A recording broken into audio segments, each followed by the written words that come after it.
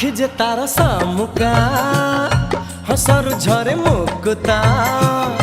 ओठ फूल पाखड़ा लागे से चांद टुकड़ा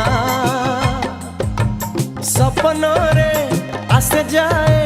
नींद भांगी चली जाए दिए ना के बेधरा के बेछाई के बेखारा के बेछाई के बेखारा आखि जे तार सामुका हसर झरे मुकुता